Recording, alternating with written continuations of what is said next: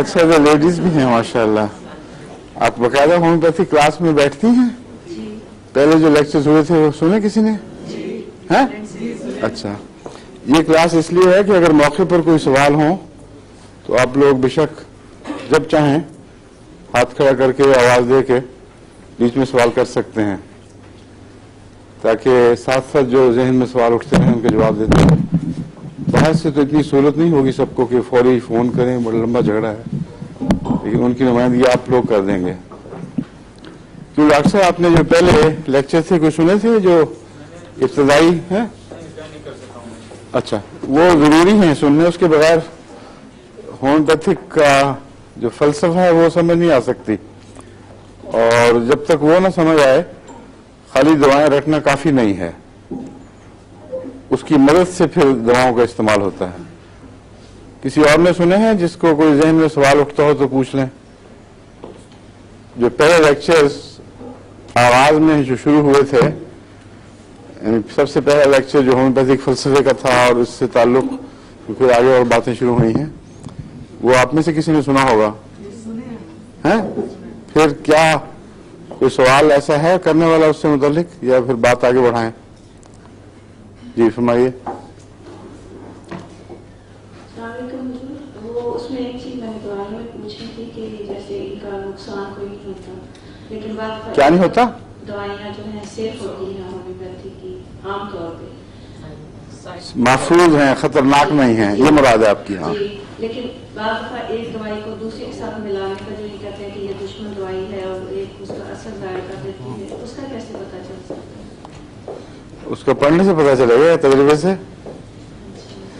اصل بات یہ ہے کہ دوائی سیف کا جو تصور ہے ہومیوپیتھک کا، یہ درست نہیں ہے ان معنوں میں جن معنوں میں عام طور پہ سمجھتے ہیں جو مرضی دیتے جاؤ سب کچھ ٹھیک ٹھاک ہے. یہ غلط بات ہے. اگر کسی دوائی کا اثر ہے تو وہ غلط ہاتھوں میں سیف نہیں ہو سکتی. ایسی بات ہے جیسے موٹر آج کل کہتے ہیں بہت سیف نکلائی ہیں موٹریں، ہر قسم کی احتیاطی تدابیر ہیں، مگر یہ مطلب تو نہیں کہ کسی بیوقوف کے سپرد کر دو وہ ٹکرے مارتا پھر اور کہیں موٹر سیف تھی پھر کیوں نقصان ہو گیا.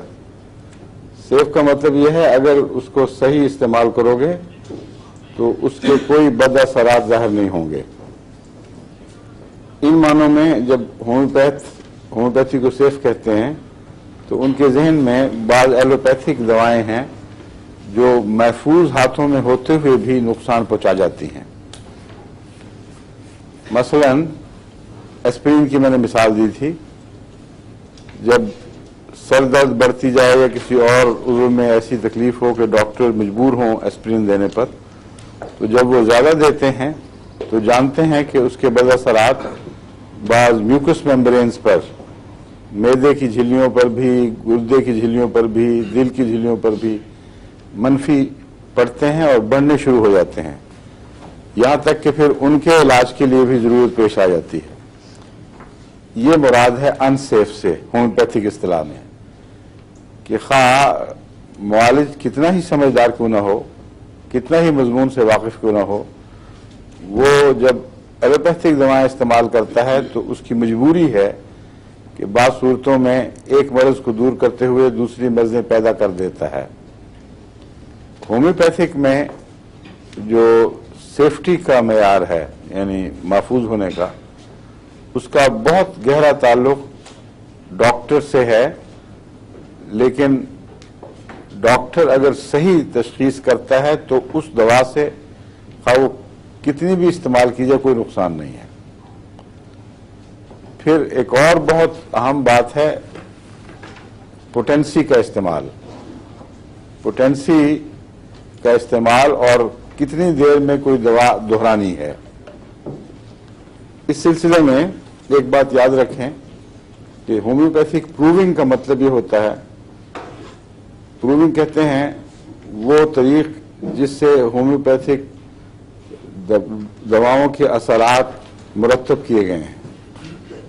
یہ ایک طریق تو ہے لمبا تجربہ جو انسانی تجربہ ہزاروں سال پہ پھیلا پڑا ہے، اس میں بعض زہروں سے انسان کو بارہا واسطے پڑے ہیں اور تمام طب کی کتب میں یا بڑی کتب میں ان کا ذکر ملتا ہے کہ ان دواؤں کے یہ بد اثرات ہیں.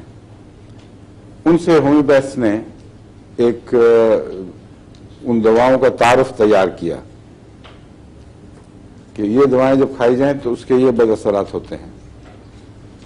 جہاں تک مجھے یاد ہے غالباً سوکریٹیز کو یا دیا گیا تھا زہر، کونیم زہر دیا گیا تھا. کیوں جی ڈاکٹر صاحب؟ سقراط کو دیا گیا تھا یا بقراط کو دیا گیا تھا؟ سقراط کو جب زہر دیا گیا تو وہ بہت بڑا حکیم، بہت بعض لوگ، حضرت مسلم موعود کا بھی یہ خیال تھا کہ وہ اپنے وقت کا نبی تھا، جس بعض ایسی علامتیں اس میں پائی جاتی تھیں. تو اس کو جب زہر دیا گیا تو اس نے مرتے وقت بھی بنی نوع انسان کے فائدے کا سوچا، اور جو زہر کی علامتیں اس کے اندر پیدا ہو رہی تھیں وہ منہ سے بولتا جاتا تھا، گناتا جاتا تھا تاکہ اس کے شاگرد نوٹ کریں کہ اس زہر کے کیا کیا اثرات پڑتے ہیں. تو اگر وہ کونیم تھا، مجھے تو یہی یاد ہے لیکن دوبارہ میں دیکھ لوں گا، کسی کو چیک کر لیں. تو اس کا مجھے اتنا اس لیے کونیم شک پڑتا ہے کہ جو علامتیں مجھے یاد ہیں اس زہر کی، اس میں جان ٹانگوں سے نکلنی شروع ہوئی تھی، اور رفتہ رفتہ یہ احساس کہ جسم مردہ ہوتا چلا جا رہا ہے پاؤں سے شروع ہو کر اوپر کی طرف اٹھنا شروع ہوا، اور ساتھ اس کے چکر، بہت نمایاں علامتیں تھیں. اس میں کونیم میں یہ دونوں علامتیں بڑی نمایاں پائی جاتی ہیں. تو کچھ تو پروونگ اس طرح ہو گئی کہ جو خود بخود ہونے والے تاریخی تجارب جو ڈاکٹروں کو ہوئے یا دوسروں کو ہوئے، انہوں نے اپنے ذکروں میں، کتابوں میں محفوظ کر دیے.